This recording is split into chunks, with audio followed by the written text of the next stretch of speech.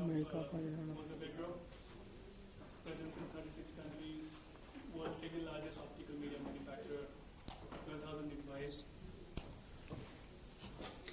So what I'm talking here about is use of IP as a proactive business tool. So when we say proactive business tool, the first thing that comes to our mind is probably enforcing the IP, protecting our market share, or increasing our valuation. But this is not something that this presentation, this talk is all about. We're talking about a little less focused, but the things that are most important in enforcing such offensive and defensive strategies going forward. So basically we are talking about business situations like capturing innovation, designing around, and maybe extraction of maximum value from an IP. How does IP function in that particular scenario? So if we talk about the way IP functions in most companies, when I say most company, I am referring to the companies outside India, in the areas where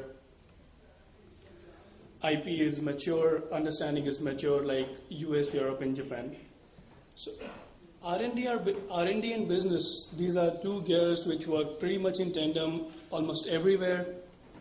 Due to the interaction or due to the need that is being generated in these interactions, IP work comes into function. So it's like something happens in either business or R&D or their interaction, so that triggers IP work. So what exactly we are talking about is a typical innovation cycle would be something like you do research, you develop the product, you commercialize it. So from the perspective of R&D, the kind of triggers that we are talking about is submission of, say, invention disclosures. So once an invention disclosure is submitted, then IP spring into action saying that, okay, we need to capture the innovation, we need to protect it, probably we need to evaluate it as well. For our product development and prototype stage, we are talking about, we are in the later stages of product development, probably we are ready with the prototype, we are ready to launch into the market. We want to conduct a clearance search or freedom to operate search to see whether we can launch this product in a particular market, or do we need to change some aspects of them. In commercialization stage, the trigger can be infringement claim or a litigation.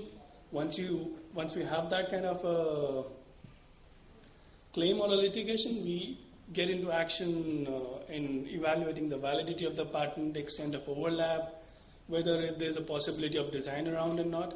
So this is more like a reactive approach normally a lot of companies take when their IP department, or for that matter even external IP attorney functions for them. So agenda that we are talking about today, we are talking about 4 specific business situations in which the kind of a typical reactive IP would look like, what could be the loopholes in that, and what would a proactive IP approach can do in such a situations. So we'll start with capturing innovation.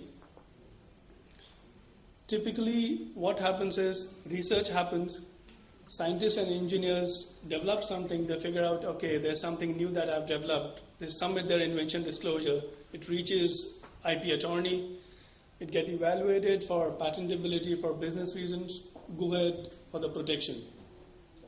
However, what happens in some cases is normally the scientists and the researchers that are working on the technology, they are so engrossed into the technology, working in and out daily for probably 25 years, 30 years. They understand each and every aspect of the technology in so much of detail that everything that comes to them, it appears, okay, that's pretty obvious, this thing can exist, there's no big deal in it. However,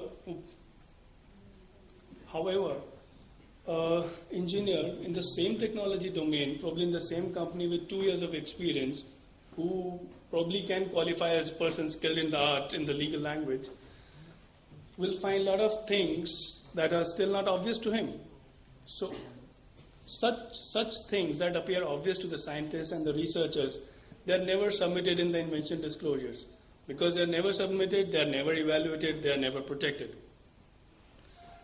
Also, if role of submitting the inventions and the innovations is left onto the R&D department, so those are the people who are a little onto their technology work, little not too much aligned to the business aspect or the enforcement aspect, they might not find a lot of obvious things, so-called obvious things that might have business use.